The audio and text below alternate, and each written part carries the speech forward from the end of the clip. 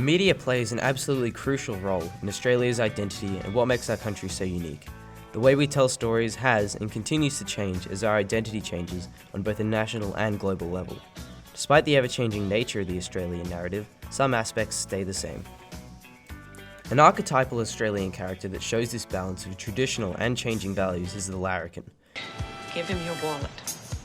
What for? He's got a knife. That's not a knife. That's a knife.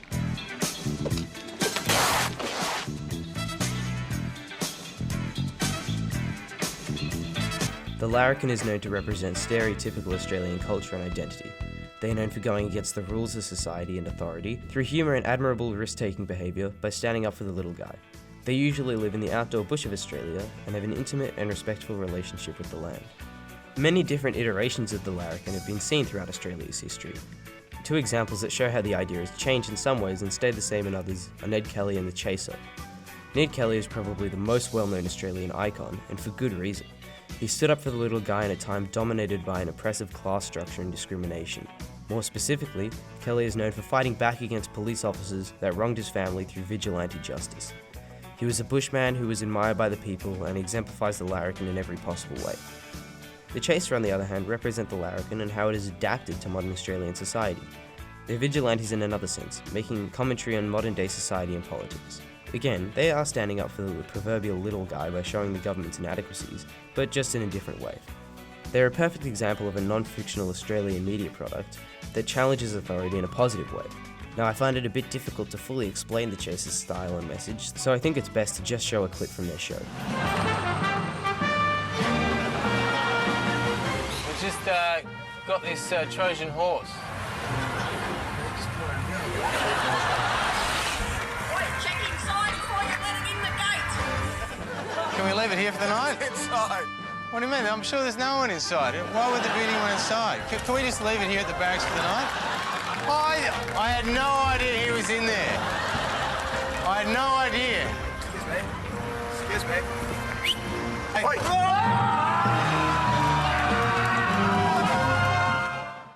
Now, aside from being hilarious, this clip shows how the Chaser makes commentary on Australia and its politics. In this instance, they show how flimsy the security is at the army headquarters of all places. Their skits vary in terms of how challenging they are, with possibly their most notorious skit being when they snuck a fake Osama bin Laden into an APEC summit. They went to great lengths just to poke fun at modern society and challenge all types of authority, demonstrating just how important both the larrikin and shows like the Chaser are to developing Australia's culture and maintaining its intellectual integrity. Besides the construction of Australian characters and themes, an absolutely crucial part of creating an Australian narrative that is usually overlooked are the social and political factors that influence what we do and don't see.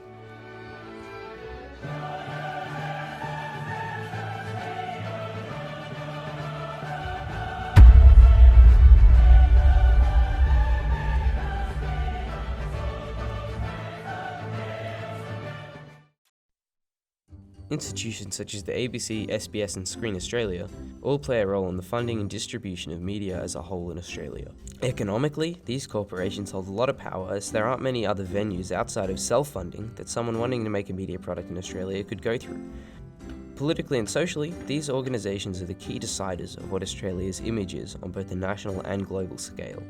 All these factors in some way lead to the fact that these entities have the power to pick and choose projects that are favourable to their Australian narrative, regardless of the implications. Because of this social and political power these organisations hold, the stories seen by the general public have been curated and deliberately chosen to fit the agendas of these corporations. This isn't an inherently bad or good thing, however. It does mean that it is unlikely that any controversial or anti-establishment media products would be produced. This raises questions of freedom of speech, but that's really beside the point. Despite this, these institutions being in place and having the power to do what they do does come with benefits, as without them, countless films and creative projects would never come to life. Their agenda being the final word is just an inevitable side effect of their purpose that can't really be avoided. An example of a media product that presents synonymously Australian themes relating to the subjugation of Indigenous cultures and colonialism in general is ABC's Clever Man.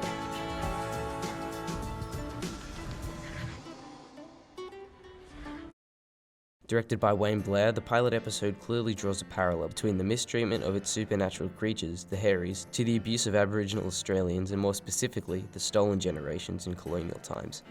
This parallel is clearly shown when a family of Harries attempting to live their life outside of the designated exclusion zone are forcibly removed from their home by government forces.